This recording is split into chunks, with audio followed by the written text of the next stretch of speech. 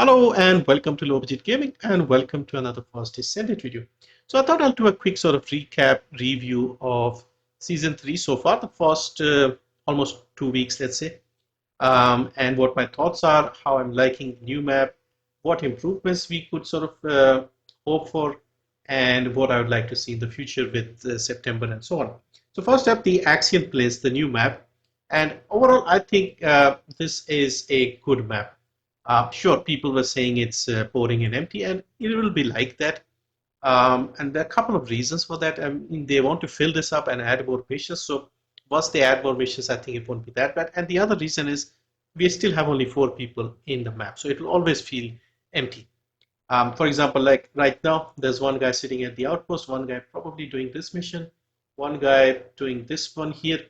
This is the thing I like about this, and you can sort of jump into any of these missions. So I think, okay, maybe let's go and do this mission or help out this guy.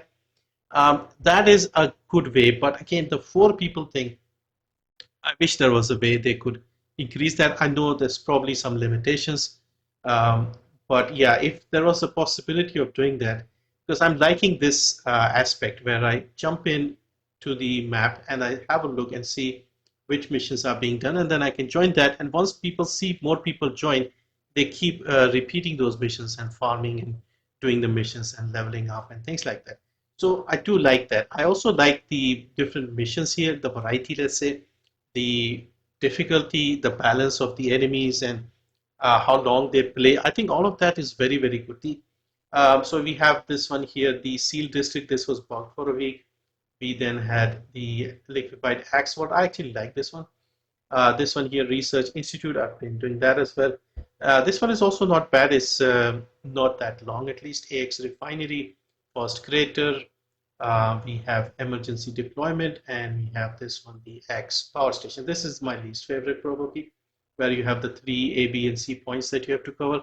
If you're solo, it's a bit difficult, but you can just focus on one point and save that one. So overall, I think I like the missions. We also have the racing missions here with the bikes. I've actually managed to complete 1 or 2 of them with just the Orca. I still haven't managed to unlock the Vortex. I have multiple copies of the different what do you call it, the different bikes. So with this one, you can see I have 4 of the lift device, I have 5 of the engine blueprints, 5 of the controls. I still don't have the lift device blueprint to finish that final piece, but never mind. Today is day 13, day 15 we will get that. So the bikes are excellent. You can just jump in and change them around. There's also a lot of modification that you can do. I mean, of course, the rolls are random, so you'll end up spending a lot of your resources trying to get them. But I like the races. I want to see more races. I think races are good. They should probably add a leaderboard as well to see who can be the fastest. And you can also play around and get the different roles on your bike. So for example, over here, this bike, I've got the Orca, and I think I like this one quite a lot. So I managed to get some really good rolls, but I still couldn't get the final time. So we have max speed on boost, acceleration, acceleration. What I need is like a boost gauge recovery quickly. I think instead of acceleration, if I got that, I think we would be able to do it. But anyway, it's very RNG based, and you may never get that. So yeah, so the bikes are good. Also, I like the skins they've added for the bikes. Um, so they've added this one for the Orca and this one for the Vortex. So yeah, I like this one. I don't know. This looks pretty good to me. It's like a rugged sort of camouflage style. Could be like a desert or a forest style look to it. I like it. I think it's interesting. It looks like a bulldozer of some kind. But yeah, I like the look of this one. The other one is also very, very interesting. This I think is just for the Strider, and not the Strider, I mean the Vortex. This is called the Strider. And yeah, it looks very interesting. I still need to see the Vortex in action, but I think I'll pick up one of the skins because these look nice. Because people have been saying that this one is very fast in a straight line, but it handles like a boat. So I'm not sure I might get this one, but I do like this. I'm interested in the skins. I like racing games in general and games with cars. Some of my favorite games, like the early Need for Speed games. I'm talking the late 90s. Need for Speed stuff. I haven't played the recent stuff. Then we had things like Test Drive Unlimited, Forza Horizon, all those great racing games. I was a big fan. I used to only play racing and strategy games about 20 years ago. So yeah, for me, racing games are fun, and if they can add more races, more interesting races, maybe longer races, leaderboards, I would be up for that. So yeah, that would be interesting. So yeah, overall, Axion Plains mission wise, I think it's excellent. Once they add more missions, I think this would be really fun. And because I'm actually seeing myself jump in and do some missions just for the sake of it. I don't really need anything. I'm just doing it because it's fun. And I think that is a key here. So playing for a little bit, picking up some of the items that we get. I'm not even trying to get things. I'm only missing that final vortex piece, which I'll probably pick up from the day 15 login event. So I'm not really bothered. I'm just doing the missions for the fun of it.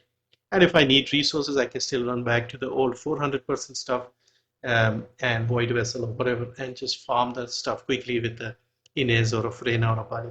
So yeah, overall, Axion Plains mission-wise and the variety of missions, the difficulty of the missions, I think they're all excellent. I'll talk about the Wall Crusher later. Now let's talk about the new Descendant, Nell. I think Nell is fantastic. Nell works very well.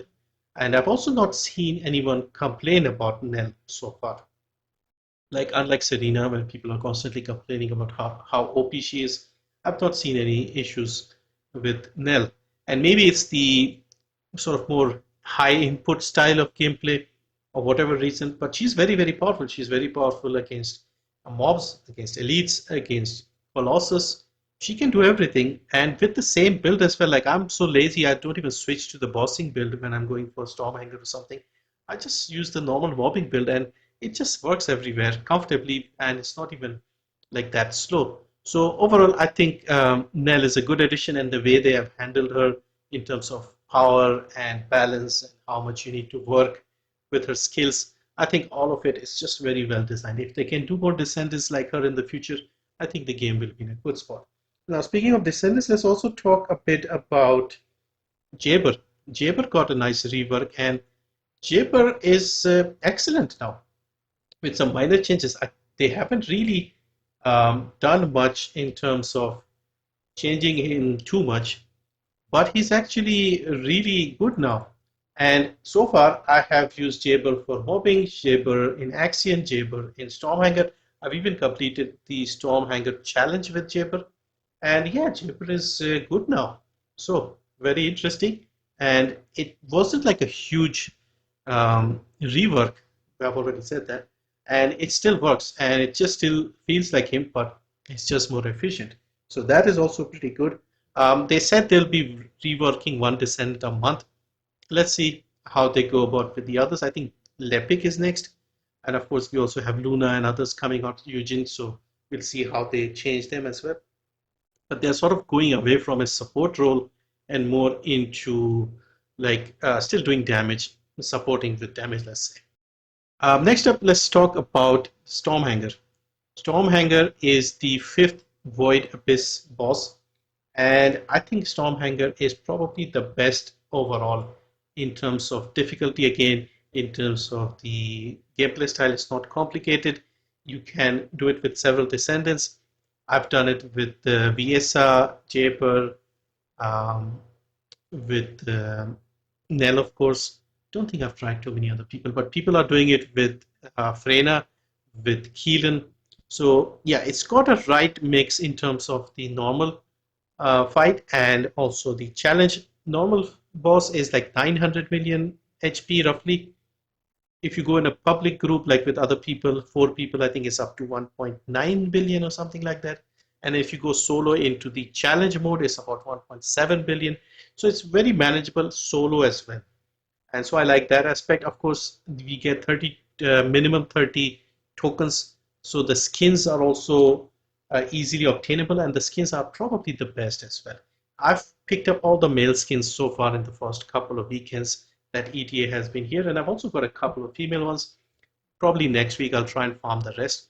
But yeah, these skins are very, very good this time. Like these are premium level skins, like the paid ones quality wise.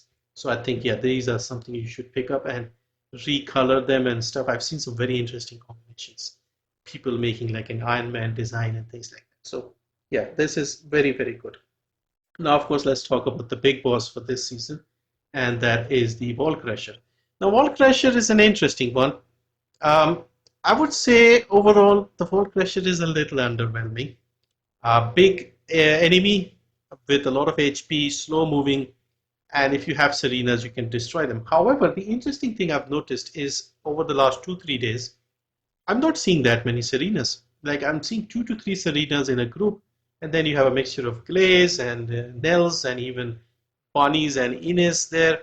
So yeah, it is interesting. People I think have farmed the boss enough times to get the trigger modules and the component sets and everything, and now they're just sort of chilling and just doing it once an hour to get the extra trigger modules and get the best stats and things like that. So I think it's okay, but the boss has quickly fallen into the same routine like the old bosses where we just go there to farm the amorphous materials, open them up. Speaking of bosses, we also have the field bosses here in the Axion Plains, and those guys are kind of pointless in my opinion. So far, I'm not really seeing much reason. I don't mind having them because they kind of populate the map and there's more things happening in the map. I do like that aspect.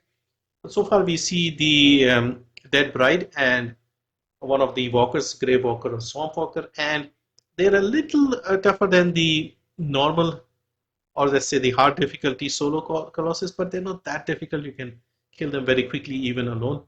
So, and they also don't drop anything special. We don't even get the chance to open the amorphous materials. They're only here for 8 minutes. Um, yeah, they kind of need to do something a little more interesting with those guys, but I do want to have them in the mission, in the fields.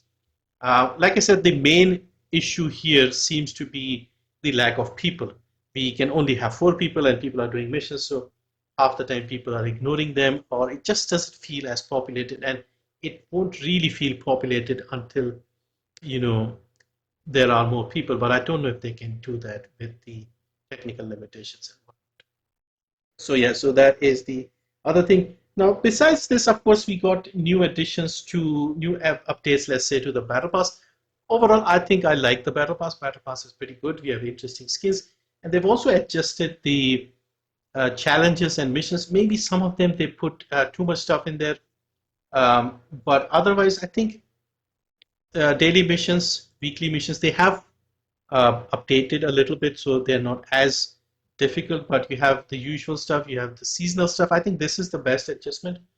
It's not just mindless uh, to the hard difficulty mission 100 times and stuff like that. You have things like kill 50,000 people, enemies with the non-attribute, and then you have defeat enemies with toxic, kill so many people with the exterminator, and so on. So yeah, so you can work your way through this as you progress. So initially they started with like I think 1,000 people and like maybe even 100 or 200, 100, 200, 500,000, 2,000, 5,000, 10,000, and so on. We are up to 50,000. So not that far from this one. So this will get done. And you can see within 2 weeks I'm already at 52. So it's not slow. And if you are someone joining in late into the season, there'll be plenty of weekly challenges here. You're only into 2 weeks. Once we have like 10, 12 weeks, then you can pick and choose and you'll be leveling up faster. So overall, I think it works out the same. Previous battle passes, I was able to finish them in 2 to 3 days without even trying too hard. So at least they have balanced this out. And I think this is better because it gives you a little more reason to log in and do a few missions. You can still jump in and do your 1 hour dailies and finish all of them, but you can sort of keep track of some of these and complete them while you're doing your missions as well.